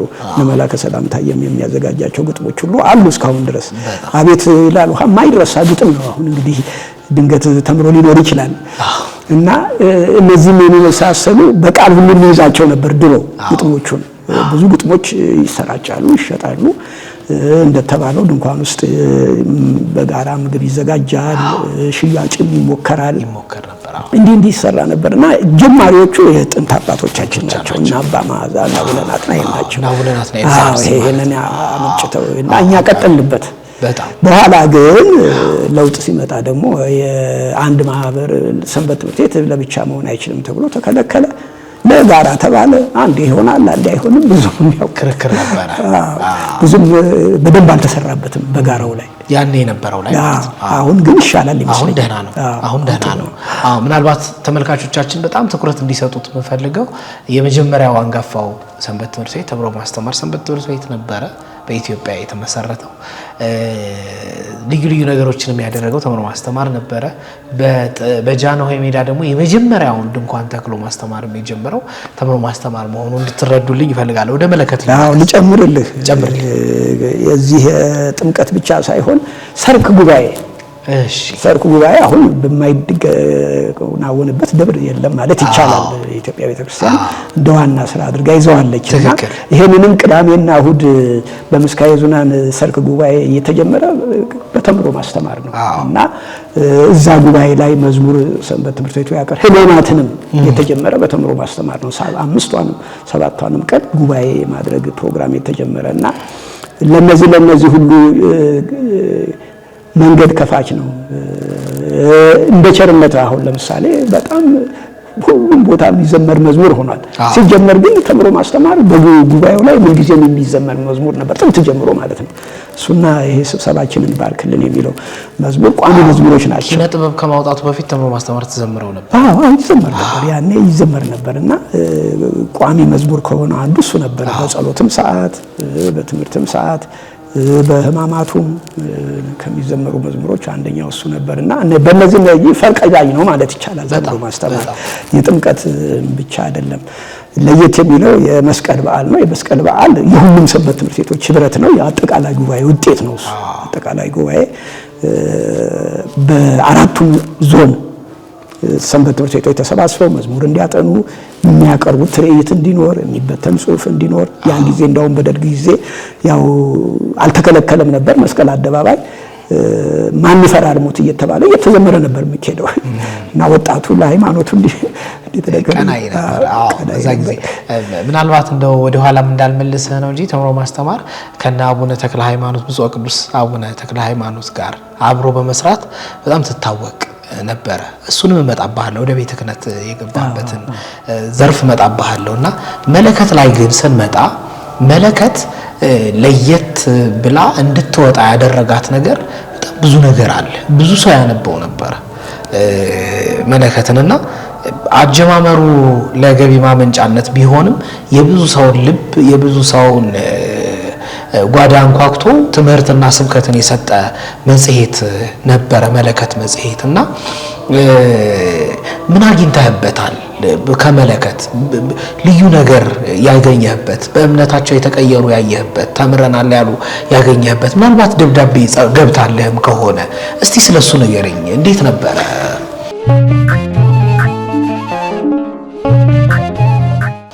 እንግዲህ ወደ ኋላ ያሉ ነገሮችን የመርሳት ነገር አሁን ተጽዕኖ እያደረገብኝ ነው እንጂ መለከት ላይ ብዙዎች ይጽፋሉ እንዴት እየተጠቀሙበት እንደሆነ፣ ለስጋው ደግሞ ለጋብቻ እንዴት እንዳበቃቸው፣ በመንፈሳዊ ሕይወታቸው ለውጥ እንዴት እንዳመጣ ብዙዎች ይጽፉልናል እና እንረካበታለን። በሚጽፉት እንድንበረታበት እንድንገፋፋበት ደብዳቤዎች ራሳቸው አነሳሾች ነበሩ ማለት ይቻላል። የሚመጡልን ደብዳቤዎች እዛ ላይም አንዳንዶቹን እናወጣቸዋለን እና ተሳታፊዎቹም ደግሞ በስነ ጽሁፍም በግጥም የሚሳተፉ አሉ። ጽሁፍ በማዘጋጀት ከጠቅላይ ቤተ ክህነት ሁሉ ያሉ የሚሳተፉ አሉ እና ያ በእውነት እዛ ላይ እኛ አርትዖት በመስራት እንሰራ ካልሆነ በስተቀር የብዙሃኑ ጽሁፍ ነበርና በተለይ ግርማ ገብረ እግዚአብሔር በተለያየ አምዶች ላይ በተለያየ ስም ያወጣ ነበር። መላከ ሰላም ታየም እንዲሁ እና በሰል ያሉ ትምህርቶች የሚዘጋጁበት ነበር። ከቤተ ክህነትም እነ መላከ ታቦር የሚጽፉት ነበር። ንብረ እድ አሁን ስም ሊጠፋኝ ነው መሰለኝ ኤልያስ ነው የሚጽፉ አባቶች አሉ። ብቻ በደንብ በስብከተ ወንጌል ደረጃ እንትን ያሉ ጥሩ ጽሁፎችን ይጽፉልን ነበርና ያ በሰል ብሎ ቤተክርስቲያኒቱ ስርዓት ዶግማ ላይ በተከታታይ የሚቀርብ ነገር ነበር እና አምስቱ አዕማደ ምስጢር ምስጢራተ ቤተክርስቲያንን ስለእመቤታችን ስለ ክርስቶስ ብዙ ጊዜ በሳል ትምህርቶች ይወጣሉ። ሰንበት ትምህርት ቤቶች ሁሉ በየገጠሩም ይሻሙት ነበር፣ ለማስተማሪያም ይጠቀሙበት ነበር እና ብዙዎች እንደተገለገሉበት አሁን ድረስ ይነግሩናል። እንደውም በአጋጣሚ ባለፈው ልጄ በመመረቁ ወደ አሜሪካ በሄድኩ ጊዜ በዛው ስለ ጽርሐ ጽዮን በየስቴቱ ፋሲካ እዛ ያለው ኮሚቴ እያስተባበረ ገለጻ አደግ ነበርና ብዙዎቹ በመለከት ነው የሚያውቁን እና ስለ መለከት ነው የሚያነሱልን። ተምሬበት አድጌበት ተጠቅሜበት ይላሉ። በጣም ይጠቅም ነበረ። እኛ ልጆች ሆነን ነው እንግዲህ መለከት የበፊቱን ማለት ላይብራሪ ተቀመጠ የተሰነደውን በየወሩ ነበር ይወጣ የነበረው። በወር አንድ ጊዜ ነበር ያ ሁሉ ይሰነድና ይቀመጥ ነበርና አነብ ነበር። እኔ እየገባሁ ቤተ መጽሐፍ 5 ብር ምናምን እስኪደርስ ሲገዛ አስታውሳለሁና እሁድ ደግሞ እኛም እንሸለም ነበር። ያኔ መምህራችሁ ነው አዘጋጁ ስንባል እንደሰት ነበርና ለዛ ነበረ ያነሳውብህ መለከትን። ወደ ጠቅላይ ቤተ ክህነት አገልግሎት ደግሞ ልመለስ። ጠቅላይ ቤተ ክህነት አገልግሎት እንዴት ነበረ ጆይን ያደረገ? እንዴት ነበር የተቀላቀልከው? በዛ ደግሞ ብዙ ስራዎችን ሰርተህ ነበረ፣ ተጽዕኖም ስታሳርፍ ነበር። በተለይ አንተ ኃይለ ጊዮርጊስ ዳኜ በጣም ብዙ አገልግሎትን ፈጽማችኋል። እሳቸውም በጣም ብዙ እንደው ባገኛቸው ወድ ነበር ታማው ስለተኙ እግዚአብሔር ምሕረቱን ይላክላቸው። እባክህን ስለሱ ንገረኝ። እሺ እንግዲህ የቤተ ክህነት ጉዳይ ያው ዞሮ ምንጩ ተምሮ ማስተማር ነው። ከይዙናን ገዳም ነው። በተለይ ሊቀ ጉባኤ አበራ በቀለ እዚህ ላይ ትልቅ አስተዋጽኦ አላቸው። ረጅም ጊዜ በሰበካ ጉባኤ ማደራጃ መምሪያ የበላይ ኃላፊ ሆነው ሰርተዋል። እስከ ለዚህም ለኛም ለሰባኪያን ወንጌል ማሰልጠኛው ዋና አስፈጻሚ የነበሩ እሳቸው ናቸው። በጠቅላይ ቤተ ክህነት በኩል ላለው ፈቃድና በሰባዎቹ እንዳልኩህ ያው እኔ በምስካየ ኅዙናን ሰበካ ጉባኤ ውስጥ አባል የወጣቶች ተወካይ ሆኜ በሰሜን ክፍለ ከተማ ደግሞ ያሉ አድባራት አሉ። እና የሰፌን ክፍለ ከተማ አጠቃላይ ሰበካ ጉባኤ ተቋቁሟል። በየክፍለ ከተማ በየሀገሩ አጠቃላይ ጉባኤ ሰበካ ጉባኤ እየተባለ ይቋቋማል። የሰበካ መንፈሳዊ አጠቃላይ ጉባኤ ሲቋቋም እኔ ከዚህ ከተምሮ ተወክዬ በሰንበት ትምህርት ቤት ደረጃ በሰሜን ዙሪያ ያሉትም 8 ይሆናሉ ከየአድባራቱ ከምዕመናን ከካህናት ከወጣቶች እየተወከሉ አስተዳዳሪዎች እና አጠቃላይ ደግሞ የወረዳው ሊቀ ካህናት አለ ጻፍ ቢሮ ምናምን አለና እንሰበሰባለን እና ያ እንግዲህ በቃለ ዓዋዲው ደንብ መሰረት ነው የሚቋቋመው። ከአጥቢያ ወደ ወረዳ ይሄዳል። ወረዳ ላይ እኛ ከ8ታችን የሰንበት ትምህርት ቤት ተወካዮች ሆነን ጠቅላላ ጉባኤም ላይ ያለን ከ8ታችን ደግሞ ለስራ አመራር ደግሞ ከወጣት ከሰበካ ጉባኤ ከምዕመናን ይመረጣል ከካህናት እየተባለና እኔ ደግሞ ወጣቱን ከ8ቱ ተወክዬ ለስራ አመራር ውስጥ ነበርኩኝ። ይሄ ደግሞ የስራ አመራሩ በ4ቱ ዞን በአዲስ አበባ ደረጃ የጋራ ደግሞ አለው የአዲስ አበባ አጠቃላይ ሰበካ መንፈሳዊ አስተዳደር ጉባኤ እዛም ውስጥ እንግዲህ ተወክዬ ገብቻለሁ። ጠቅላላ ጉባኤው ደግሞ ስራ አመራርም ላይ እንዲሁ ስራ አስፈጻሚ የሚባለው ላይም ከምዕመናን ከካህናትና ከወጣቶች ከሚወጣጣው እኔም ገብቼ በአዲስ አበባ ደረጃ ተወካይ ሆኜ ሰርቻለሁ። ያ እንግዲህ ደግሞ በሀገር አቀፍ ደረጃ ከየሀገረ ስብከቱ ካህናት ምዕመናን የሰንበት ትምህርት ቤት ወጣቶች ለጥቅምት ጉባኤ ይመጣሉ። በየዓመቱ ጉባኤ አለ አጠቃላይ ሰበካ መንፈሳዊ ጉባኤ የመጀመሪያው ጀምሮ እንግዲህ እስከ 4 ዓመት ድረስ በየዓመቱ ያው የአዲስ አበባን ሰንበት ትምህርት ቤቶች በመወከል እዛ ጉባኤ ላይ ጠቅላላ ጉባኤውም ላይ ይገኝ ነበር እና ያ የበለጠ ከካህናቱም ጋራ ከቤተክርስቲያን ከወጣቶቹም ጋራ አገናኝቶላል። በተጨማሪ ሰበካ ጉባኤ ማደራጃ መምሪያው ደግሞ ከኛ እነ መስፍን አሰፋን እነ ሌሎችም እዚህ ሄድ ግራፍ ምናምን መስራት ችሎታ ያላቸው ልጆች እየጋበዙን እዛ አጠቃላይ የሰበካ ጉባኤውን የምዕመናንን ብዛት የአብያተ ክርስቲያናትን በግራፍ ለምን እንሰራ ነበር እና በዛ ተሳትፏችን የበለጠ እንዲጠነክር አድርጎታል። ግንኙነታችን እንዲጠነክር አድርጎታል። ከአቡነ ተክለ ሃይማኖት ጋርም ከብፁዕ ቅዱስ አቡነ ተክለ ሃይማኖት በረከታቸው ተደረሰ። ከእሳቸው ጋርም ደግሞ ቀረብ ብለህ ሰርተህ እንደነበረ ሰምቻለሁኝ። ምን አይነት ስራ ነበር ከእሳቸው ጋር? እንግዲህ የመዋቅሩ በሚፈቅደው መሰረት በአዲስ አበባ ደረጃ የአጠቃላይ ሰበካ ጉባኤ ስራ አስፈጻሚ ኮሚቴ ሰብሳቢ ሊቀ ጳጳስ አለው እና ያን ጊዜ ብፁዕ አቡነ ዜና ማርቆስ ነበሩ። በረከታቸው ይደርብንና ብፁዕ ቅዱስ አቡነ ተክለ ሃይማኖት ደግሞ አጠቃላይ ሰብሳቢ ነበሩ እና በዛ የወጣቶችም ስንሰበሰብ ያው ይመክሩናል። በአዲስ አበባውም ላይ ባለው ነገር አንዳንድ ጉዳይ ለማስፈጸም ስንሄድ እንገባለን። ያን ጊዜ ደግሞ አበባው ሊቀ ማምራን አበባው ይግዛው ነበር ስራ አስኪያጁ። እሱ ደግሞ ልጆች ሆነን ተምሮ ማስተማር ያስተምረን ነበር በህፃናት ጊዜ። እንደውም በሬዲዮ ፕሮግራም ሁሉ መዝሙር ስነ ጽሁፍ እንድናቀርብ ሁሉ ያደርግ ነበርና ያውቀናል። እሱም እዛ ላይ የስራ አስኪያጅ ስለነበር በአዲስ አበባውም ላይ እንገናኝ በእነሱ አማካኝነት ቅዱስ አባታችንም ጋር እንቀርብ ነበር። ያ ነበር በስራው በዚህ በሰበካ ጉባኤ ይሄ የቃለ ዓዋዲውን ራሱ ስትራክቸር እናንተ እጃችሁ እንዳለበት ሰምቼ ነበረ። ቃለ ዓዋዲው ላይ ተሳትፋችሁ ነበር እንዴ? በማዘጋጀት ላይ ቃለ ዓዋዲው ላይ እንኳን አልተሳተፍንም። በእውነት አልተሳተፍንም። ያው ባይሆን ጽሁፍ ስራው በሙያዊ በሆነ ስራ ነው እንጂ እሱ ዞሮ ዞሮ በጠቅላይ ቤተ ክህነት ደረጃ የተያዘ ስራ ነበር።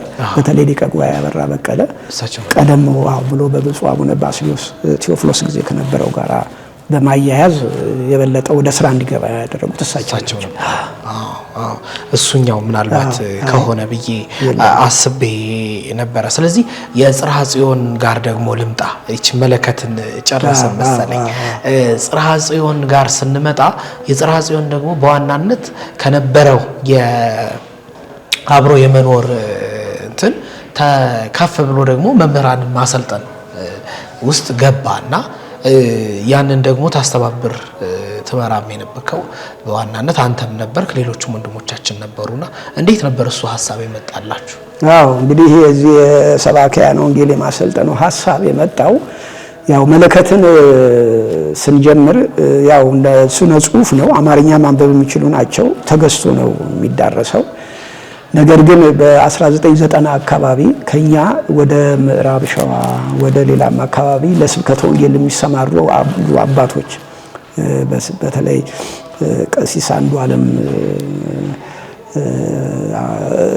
ወደ ምዕራብ ሸዋ ሄዶ አገልግሎት በሚሰጥበት ጊዜ ያኔ ምን ያያል? አብያተ ክርስቲያናት ተዘግተው አገልጋይ አጥተው በመናፍቃን ተወረው አይቶ አዝኖ ይመጣል ለጥምቀት በዓል ሲመለስ እና ይህንን ሐሳብ እዛ ማህበሩ ላይ ያነሳል። በዚህ ጊዜ በተለይ ብሩክ የዚህ ሐሳብ አመንጪ ነው። ለምንድን ነው እኛ ክረምት ትምህርት ቤት አለን እና ክረምት ትምህርት ቤት ካለን ክረምት ዝግ ነው ዘመናዊ ትምህርት ቤቱ፣ እዛ ከገጠር እያመጣን ለምን አናስተምርም? እነዚህ የሚሰለጥኑ ደግሞ ሄደው ህብረተሰቡን በቋንቋ ለምን አያስተምሩም የሚል በ1990 ዓመተ ምህረት ሐሳቡ ተነሳ። በቃ እንግዳው ለምን እንጀምር ተብሎ ይህንን ማህበሩ ከተወሰኑ ሀገረ ስብከቶች የመጀመሪያ 25 ደቀ መዛሙርትን አምጥቶ በ1990 ጀመረ። የነበረው ያን ጊዜ በ3 ዓመት ለመጨረስ ነበር ክረምት ሁለት ወር ብቻ ስለሆነ፣ ነገር ግን በየዓመቱ ሲታይ እየቀነሰ መጣ ተማሪው። ያለፈው ዓመት የነበረው የሚቀርም ሆነ።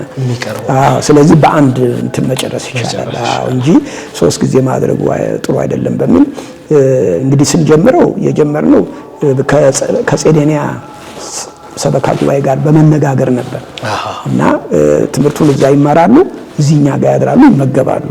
መምህራን ከጠቅላይ ቤተ ክህነት ከተለያዩ አካባቢዎች እና በዚህ አይነት ሁኔታ ጀምረነው ነበር። በኋላ ግን ሰበካ ጉባኤው ደግሞ ይሄ ነገር ገንዘብ የሚሰበሰብበት ነው እና ገንዘብ ከተሰበሰበ ገቢ ማድረግ አለባቸው፣ አስራት መውጣት አለበት የሚል ነገር ሲመጣ አይ አገልግሎት ነው፣ አገልግሎት ደግሞ ለዚሁ ለተለመለት ነው ሰው የሚሰጠው እንጂ ገብቶ አስራት የሚወጣበት ሊሆን አይችልም ብለን እንግዳው እኛው ራሳችን እዚሁ ጽራጽዮን ግቢ ውስጥ ትምህርት ቤት ውስጥ ይቀጥላል እና እዛ ቀጠልን እና እስከ 1995 ዓመተ ምህረት ፈቃድ የማውጣትም ነገር ከሊቀ ጉባኤ አበራ ጋር በመመካከር ቀጠልንበት። በ1995 በሊቀ ጉባኤ አበራ አማካኝነት ለስራ አስፈጻሚ አመራር ኮሚቴው ቤተ ክህነት ቀረበ።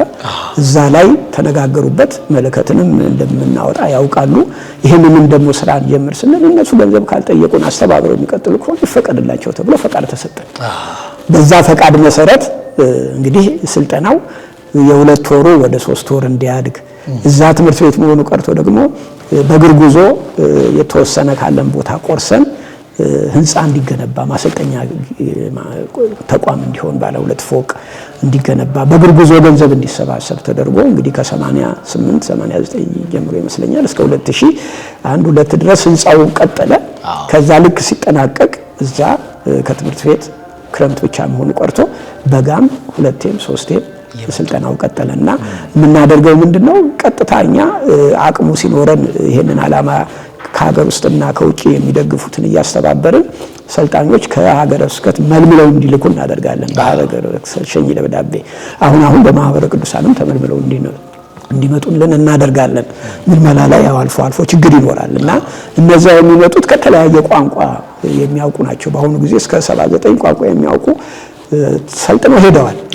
ወደ 2040 ደርሰዋል ሰልጥነው ሄዱት። ወደ 56 ሀገረ ስብከት ገደማ ነው። ከኬንያም መጥተዋል፣ ከቡትስዋናም ከማህበረ ቅዱሳን ጋራ እንደገና ደግሞ ከጀርመን እንዲሁ አንድ አሜሪካዊ መጥቶ ተምሮ ሄዷል። እና ይሄ አገልግሎት ዞሮ ዓላማው ቅድም መነሻ አድርገን የተነሳ ነው። ገጠሪቱ ላይ በቋንቋ የሚያገለግል የሚያስተምር የለም። ቤተክርስቲያን እየተዘጋች ነው። ሌሎች ምዕመናንን እየወሰዱ ነው። እረኛ አጥተዋል፣ ምዕመናን ሰብሳቢ አጥተዋል በሚል በዛ መንፈስ ነው የተጀመረው።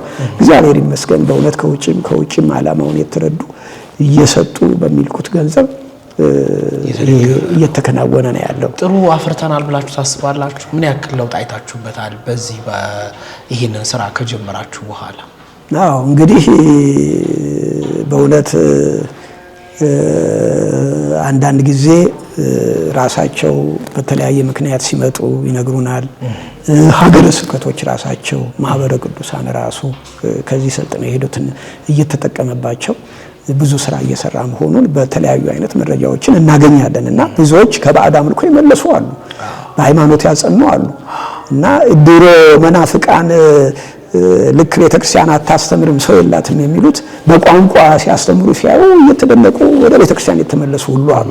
ምክንያቱም ባለማስተማር ነው የሄዱት፣ ባለማስተማራችን ነው። ግን ቤተክርስቲያን አስተማሪ አግኝታ ለልጆቿ በቋንቋው የሚያስተምር ከሰጠች ህዝቡ የሚመለስ ይሆናል። በዛ ላይ ደግሞ በየቦታው አሁን ስቲል ከማህበረ ቅዱሳን መረጃ እንደምናገኘው ገና ቤተክርስቲያን የሌላቸው በመጠለያ በኬላ የሚሰባሰቡ አሉ።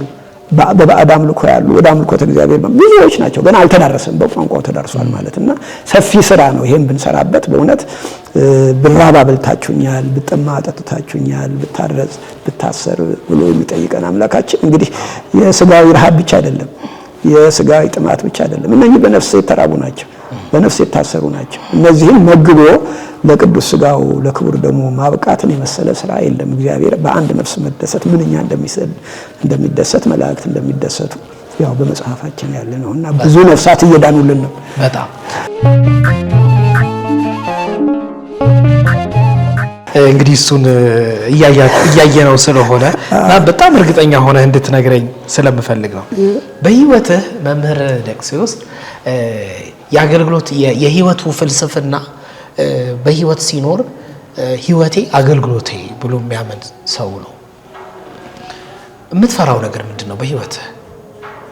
ያው እንግዲህ ድሮ ዩኒቨርሲቲ ነበር የምሰራው። ትሰራ ነበር? እሱ ትሰራ ነበር? ስራ ነበር። ኦፕሬተር ነበርኩ፣ የስልክ ኦፕሬተር ነበርኩና ያ ደግሞ ምን ጠቅሞኛል? በሳምንት 2 ቀን 3 ቀን ነው የሚሰራው ስራው። በሽፍት ነው የምንሰራው። ሰፊ ጊዜ ለቤተክርስቲያን ሰጠኝ። ለተብሮ በተለይ ሰፊ ጊዜ ይሰጠኝ ነበር። ከዛ በኋላ መለከት ሲጀመር ደግሞ አሁን ይሄ ነገር ጊዜ የለም ይሄስ ይሻማል ሙሉውን ለምን አላውልም በሚል ቀጥታ በመለከት ነው የጀመርኩት ስራዬን። መለከት ገባው፣ መለከት መስራት ጀመርኩ። እዛ ማህበር ውስጥ በልማት ክፍልም በትምህርት በመንፈሳዊ አገልግሎት በምን እያልኩ ሰራለሁ። እኔ አንድ የተሰጠኝ ጸጋ ከእግዚአብሔር እንደው ጠላት ፈታኝ እንቅፋት አያምጣበት እንጂ በቃ ያለ ስራ ጊዜ አይሆንልኝም። ቁጭ ማለት በአንድ ስራ መስራት አለብኝ። ከመተኛት ሌላ ስራ ነው ራሴን የማሳልፈው። የእጅም ይሁን የጽሁፍም የማንበብም ይሁን የተለያየ ስራ ላይ ነው ልምድ አድርጎ የሰጠኝ። ሌላው የጾም ጸጋም ሰጥቶኛል። ቆይቶ መብላት አስችሎኛል እግዚአብሔር እና ለዚህ አሁን ላለውም ያለኝ ነበር አስምና ብዙ ጊዜ ለስራ እንቅፋት ለመሆን ይሞክር ነበር። አስመው አያስኬድም፣ አያንቀሳቅስም፣ ሌሊት እንቅልፍ ይነሳል። ያንንም ቢሆን በጸጋ አቀበለው ነበርና አሁን ደግሞ ያ ተቀይሮ ቀረና ቀለል ያለ ምን መጣ? ስኳር መጣ። ስኳር በሽታ አለ፣ ጥንቃቄ ነው የሚፈልገው። በተረፈ ይሄ ሁሉ በጾምም ደግሞ መቀነስም ይቻላል፣ መታገል ይቻላልና መምህር ደቅስዮስ በዚሁ እርግጥ ወደ ስራው ገባን እንጂ ፍራቻ በቃ እፈራዋለሁ፣ ይሄንን በምድር ላይ ስኖር በቃ ይሄን እፈራለሁ የምትለው ነገር ምንድን ነው? አዎ የምፈራው ነገር እንደውም እኔ በህይወቴ ቢያንስ 2-3 እግዚአብሔርን ውሰደኝ ብዬ የጠየቁበት ጊዜ አለ። ለምን? አዎ ለምን ጥሩ ነው። ምንድነው ስጋቴ? አሁን እድሜ በጨመርኩ ቁጥር በኖርኩ ሰዓት፣ ደቂቃዎች፣ ዕለታት በተጨመሩ ቁጥር እግዚአብሔርን የሚያስደስት ነገር ከመስራት ነፍሴን የሚያረካ ነገር ከመስራት ይልቅ ፈቃደ ስጋ አሸንፎኝ እግዚአብሔርን የሚያሳዝን ለነፍሴ የማይጠቅም ነገር የምሰራበት ከሆነ ምንድነው እድሜ ጥቅሙ? በዚህ በጣም እጨነቃለሁ። ለምን ወደ ኋላ የሚስቡኝ ነገሮች የሚፈትኑኝ ነገሮች ስለማያቸው ማለት ነው። ያ ነው የሚያስጨንቀኝ። የሚገርም ነው። መምህር ደቅስዮስ ይህንን በህይወት ዘመኔ በማድረጌ በጣም ደስተኛ ነኝ የምትለው ነገር ስላላደረኩት ደግሞ ቆጭበታለሁ የምትለው ነገር ይኖር ይሆን? እንግዲህ ያው ከልጅነቴ ጀምሮ በተምሮ ማስተማር መመላለሴ እጅግ በጣም ለህይወቴ ትልቅ አስተዋጽኦ አድርጎልኛል። በረከት መጽሔት ላይ መስራቴም ነፍሴን ስመግባት እንድኖር አድርጎኛል። ከቃለ እግዚአብሔር ከመጽሐፍ ቅዱስ ጋር ነውና ሁሉ ጊዜ አዲስ ነው የመጽሐፍ ቅዱስ ቃል እና ነፍሴ እየተመገበች እንድትኖር ረድቶኛል። እና የዚህ በጽርሐ ጽዮን አሁን ደግሞ በማሰልጠኛው የማየው የእርካታቸው አሁን ከገጠር የሚመጡ ናቸው። መጽሐፍ ቅዱስ አይተው የማያውቁ ሁሉ ይመጣሉ። እነኛ ያላቸው ፍላጎት ለማወቅ ያላቸው ፍላጎት ሳይ በጣም ያረካኛል። ለዛ ስራ እግዚአብሔር እኛን በማሰለፉ ማለት ነው። በዚህ እንደው እግዚአብሔርን አመሰግናለሁ። ይሄው ደግሞ እንደው እንዳይቋረጥ ነው ስጋቴ እንጂ እግዚአብሔር ይመስገን የምንሰማራበት ጊዜያችንን ቀን የምናሳልፍበት ስራ አላሳጣንም። ይሄንን ያጽናልን እያልን ነው። በተረፈ እንግዲህ የምትቆጨው ነው ያልከኝ። እንግዲህ እኔ የምቆጨው ነገር ይሄ ነው የምለው ነገር እንኳን የለኝም። እግዚአብሔር ይመስገን በሰጠኝ እድሜ በሰጠኝ ጊዜ እሱ የፈቀደልኝን ሰርቻለሁ ነው የምለው። በሱ ፈቃድ እኔ እንኳን አንዳንዴ እያመጽኩ ባስቸግር ስጋም እየሳበኝ እንደሚፈለገው ባላከናውን እግዚአብሔር ይመስገን ይሄን ነው ብዬ ቅር የሚለኝ የሚቆጨው ነገር አለ ምለው የለም። ባሁኑ መምህር እኔ ጋር ያሉትን ጥያቄዎች እኔ በመጠኑ ቢሆን ብዬ ያሰብኳቸውን እኔ ጨርሻለሁ። ምናልባት ለወደፊቱ ደግሞ እንፈልግህ ይሆናልና በሌላ ጥያቄዎች ደግሞ እንገናኛለን ብዬ አስባለሁኝ። በእውነት ለመናገር ብዙ ትምህርቶችን ያስተማርከኝ መምህሬ ነህና ስላገኘሁ በጣም ደስተኛ ነኝ። በዚህ መልክ ደግሞ ቁጭ ብዬ ስላወራሁ በፊት አንተ ከአትሮንስ ተደግፈህ እኛ ደግሞ ቁጭ ብለን ነበረ ተምረን እዚህ የደረስነው እና እናንተን እያየን ነው እኛም ለዚህ አገልግሎት ለማገልገል ስንመኝ የነበረውና ስላገኘው እጅግ በጣም ደስ ብሎኛል። በጣም አመሰግናለሁኝ። ምናልባት ደግሞ ቀረ የምትለው ነገር ካለ አንተ ይሄንን ባስተላልፍ ይሄን ብናገር ደስ ይለኛል። ይሄ ላመሰግነው የምፈልገው ሰው አለ ደግሞ የምትለው ካለ እድሉን ልስጥ። በሰፊው ግን መገናኘታችን አይቀርም። ይሁን እንግዲህ እንደው አንድ ሁለት ነገሮችን ለመጨመር አስቤያለሁ። ምንድናቸው? አንደኛ የዚህ የጽርሐ ጽዮን አንድነት ኑሮ ማህበር ዓላማ መሰረቱ ሰዎች የሚጠቀሙበት በነፍስ በስጋ የሚጠቀሙበት እግዚአብሔር ብዙ ስራ እየሰራበት ያለ ስለሆነ ፈተናው ሚዛኑ ያህል ነው። በጣም ብዙ ፈተናዎች አሉት። ከግል ከአንድ አባል ጀምሮ አጠቃላይ ከአካባቢውም ጭምር ልዩ ፈተናዎች አሉበት እና ይህ ዓላማ በእውነት እስካሁንም ሊዘልቅ የቻለው እኛ እዛ ባለነው ስብስቦች ብቻ አይደለም። ከውጪ በጸሎታቸውም በገንዘባቸውም በሙያቸውም የሚደግፉን ብዙዎች አሉ። በእውነት እግዚአብሔር በረከተ ስጋ በረከተ ነፍስ ያድላቸውና ይሄንን ዓላማ በእውነት እግዚአብሔር የጀመረው እዚሁ እንዳይቆም ዘላቂነት እንዲኖረው የእያንዳንዱ ጸሎት ድጋፍ እንዳይለየን ነው አንዱ የምመኘው። ምክንያቱም ፈተና ብዙ ፈተናዎች ስላሉበት ማለት ነው። ሌላው የእግዚአብሔር ቸርነቱ የእግዚአብሔር መሐሪነቱ ይቅርባይነቱ እጅግ ሰፊ ነው። በእውነት ስለኛ ሲል ነው ከሰማያ ሰማያት ወርዶ የሞተልንና የሰው ልጆችን ሳይ ደግሞ አሁን አጠቃላይ ኢንጀነራል ሰው ልጆች ቻይናን ብትሄድ ጃፓን ሌላውም ዓለም ብትሄድ ከአምልኮተ እግዚአብሔር ውጭ ናቸው እና እነኚህ የአዳም ልጆች ናቸው። በስጋቸው ተመችቷቸው ሊሆን ይችላል በሙስሊምም ዓለም ያለው ሁሉ። አሁን ያለው ደግሞ በዓለም ላይ ያለው መከራ ደግሞ በእውነት እየጠነከረ ነው ያለው። ያው የፍጻሜው እየደረሰ ምልክቶቹ እየታዩ ነው ያለውና የእናቱ የእመቤታችን የቅድስት ድንግል ማርያም ቃል ኪዳን አማላጅነት፣ የቅዱሳን መላእክት ተራዳኢነት፣ የቅዱሳን አበው ቀደምት የነቢያት የሐዋርያት የጻድቃን ሁሉ ቃል ኪዳናቸው እንደው ድጋፍ አለኝታ ሆኖ እነዚህ ሁሉ ወደ አምልኮተ እግዚአብሔር መጥተው በስጋቸው እንኳን ቢጎዱ በነፍሳቸው ምሕረት አግኝተው ሁሉ እግዚአብሔር አንዲት ነፍስ እንድትጠፋ አልፈልግም ብሏል እና ሳይጠፋ ሁላችንም የመንግስቱ ወራሾች ለመሆን እንግዲህ እግዚአብሔር ፈቃዱ ይሁንልን። አሜን። የቀረው ሌላ ጊዜ ደግሞ በተረፈ እናንተንም ባህረ ጥበባት ነው ቀላል አይደለም። አሁን ቴክኖሎጂው በጉዳትም በጥቅምም መስመር እየሄደ ነው። ለጉዳት የሚጠቀሙበት አሉ፣ በነፍስ በስጋ የማይጠቅም ስራ የሚሰሩበት፣ እንደገና ደግሞ ለነፍስ ለስጋ የሚጠቅም ስራ የሚሰሩበት አለ። እናንተም ለነፍስ ለስጋ የሚጠቅም ስራ እየሰራችሁ ስለሆነ ይህንን የምትጠቀሙበትን ነገር ደግሞ በእውነት ህይወት እንዲሆን ለሌላው መታነጫ እንዲሆን የሉ እግዚአብሔር ፈቃዱ የእናቱ የእመቤታችን ድጋፍ አይለያችሁ። አመሰግናለሁ። ክብር ይስጥልኝ። ክቡራን ተመልካቾቻችን ስትከታተሉት የነበረው ባህረ ጥበባት ቴሌቪዥንን ነበር። ባህረ ጥበባት ቴሌቪዥን በዋሽንግተን ዲሲ እና አካባቢው የጽርሐ ጽዮን መንፈስ ቅዱስ ቤተክርስቲያንና የምዕራፈ ቅዱሳን ቅድስት አርሴማ ገዳም እየተዘጋጀ ሲቀርብላችሁ የነበረው ልዩ መርሃ ግብራችን ነበር። በዛሬው መርሃ ግብራችን የመለከት መጽሔት ዋና አዘጋጅ በልዩ ልዩ አገልግሎቶች ደግሞ በብዛት በኢትዮጵያ በአውሮፓ የሚታወቀው ወንድማችን መምህር ዲያቆን ደቅሲዮስ ሽብሩ ጋር ቆይታ አድርጌ ነበረ። መምህር እዚህ ድረስ መጥቶ